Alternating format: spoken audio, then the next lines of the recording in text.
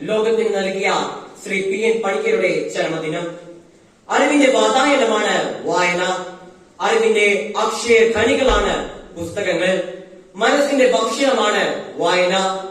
വടിയെടുക്കാതെയും കണ്ണുരുട്ടാതെയും ക്ഷമയോടെ നമ്മെ പഠിപ്പിക്കുന്ന അധ്യാപകരാണ് പുസ്തകങ്ങൾ. ഒരു വ്യക്തിയുടെ സമഗ്ര വളർച്ചയ്ക്ക് പിന്നിൽ വായന വലിയ പങ്ക് വഹിക്കുന്നുണ്ട്. വായനയിൽ നിന്ന് ലഭിക്കുന്ന അറിവും അനുഭവവും ജീവിത വിജയത്തിന് ഉപകരിക്കുന്നു. തെളിഞ്ഞ വായന ഒരുവന്റെ മഹത്വം വെളിപ്പെടുത്തുന്നു.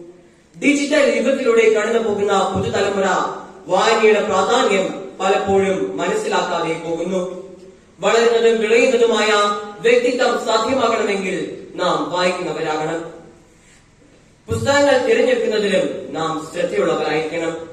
പുസ്തകവും കൂട്ടുകാരും ഒരുപോലെയാണ്. നമ്മെ നല്ലവരാക്കാനും ചീത്തയാക്കാനും രണ്ടു കൂട്ടർക്കും കഴിയും. ഇംഗ്ലീഷ് പ്രബന്ധകനും ചിന്തകനുമായ ഫ്രാൻസിസ് ബേക്കന്റെ അഭിപ്രായത്തിൽ ചില പുസ്തകങ്ങൾ രുചിച്ചു നോക്കാനുള്ളതാണ്, ചിലത് അപ്പാടെ വിഴുങ്ങാനും, വളരെ ചുരുക്കം ചിലത് ചവച്ചരച്ച് ദഹിപ്പിക്കാനും. പലതരം പുസ്തകങ്ങൾ ഉള്ളതുപോലെ തന്നെ പലതരം വായനകളും ഉണ്ടെന്നതാണ് ഇതിന്റെ സാരം. സുഹൃത്തുക്കളുടെ ക്ഷാമം ഞാൻ പുസ്തകങ്ങളിലൂടെയാണ് നികത്തിയത്. ഇന്ത്യൻ ഭരണഘടനാ ശില്പിയായ ഡോക്ടർ BR അംബേദ്കറുടെ വാക്കുകളാണിത്. തെളിഞ്ഞ വായന അദ്ദേഹത്തെ ഉയരങ്ങളിൽ എത്തിച്ചു. അറിവിന്റെ ചക്രവാളം തേടിയുള്ള യാത്രയിലെ ഒന്നാമത്തെ ഉപാധിയാണ് വായന. TV കാണുന്ന കുട്ടികളെക്കാൾ വായനാശീലമുള്ള കുട്ടികളിലാണ് ബുദ്ധിവികാസം നടക്കുന്നത് എന്ന് പഠനങ്ങൾ തെളിയിക്കുന്നു.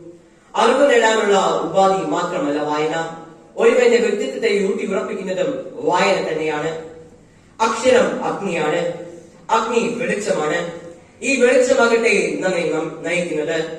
നന്ദി, നമസ്കാരം, ജയ് ഹിന്ദ്.